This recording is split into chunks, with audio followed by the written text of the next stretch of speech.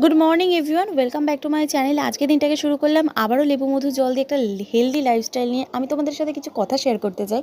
জানি না তোমরা কে কীভাবে নেবে, তবে আমার মনের কথা আমি চাই তোমাদের সাথে একটু শেয়ার করতে, তাহলে তোমাদেরও কিছু হেল্প হতে পারে। এখন কিন্তু 99% মেয়েদের পিসিওডির সমস্যা আছে। আর এই পিসিওডির সমস্যা থেকে একটাই উপায়, আমাদেরকে একটা হেলদি সুন্দর লাইফস্টাইল লিড করতে হবে। তার জন্য কিন্তু হেলদি খাবার খেতে হবে, সুস্থ থাকতে হবে এবং নিজের পরিবারকে নিজেকে সুস্থ রাখতে হবে। তো সকালবেলা ব্রেকফাস্টে খেলাম পিনাট বাটার দিয়ে মাল্টিগ্রেন ব্রেড, তার সাথে গ্রিন টি।